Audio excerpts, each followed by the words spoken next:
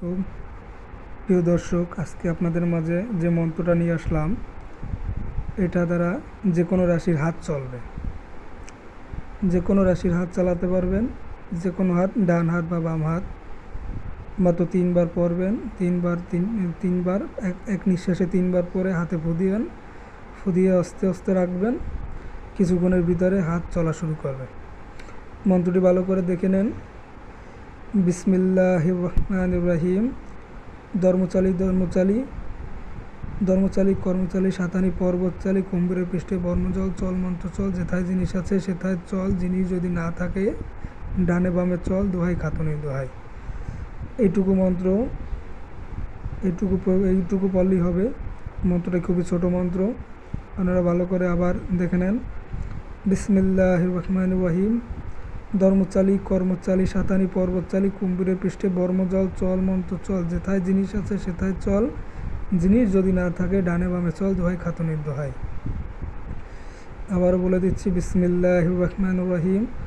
ধর্মচালী কর্মচালী সাতানি পর্বতচালী কুম্ভীরের পৃষ্ঠে বর্মজল চল মন্ত্র চল, যেথায় জিনিস আছে সেথায় চল, জিনিস যদি না থাকে ডানে বামে চল, দোহাই খাতুনের দোহাই।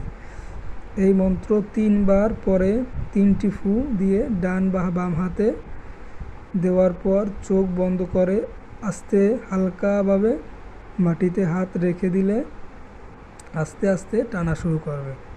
এটা পরীক্ষিত, আপনারা দেখেন, কাজ করেন। মন্ত্রটা আমি আবারও বলে দিচ্ছি। সর্বপ্রথম আপনাদের বিসমিল্লাহ অবশ্যই পড়তে হবে। বিসমিল্লাহির রহমানির রহিম। ধর্মচালী কর্মচালী সাতানি পর্বতচালী কুম্ভীরের পৃষ্ঠে বর্মজল চল মন্ত্র চল, যেথায় জিনিস আছে সেথায় চল, জিনিস যদি না থাকে ডানে বামে চল, দোহাই খাতুনির দোহাই। এটুকু মন্ত্র, এটুকু পড়লেই হবে। আপনারা আগে এটা ভালো করে মুখস্থ করে নেবেন।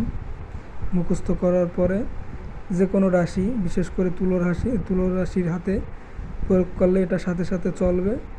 তাছাড়া যে কোনো রাশির হাত আপনি চালাইতে পারবেন, যে কোনো কাজে আপনি ব্যবহার করতে পারবেন।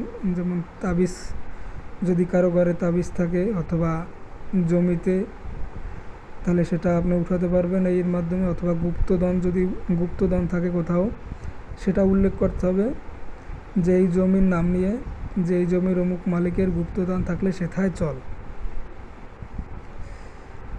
এটা অবশ্যই আপনারা প্রয়োগ করতে পারবেন। এটা আমি ভেঙে দিলাম। আপনারা কাজ করে কমেন্ট করেন। আল্লাহ হাফেজ।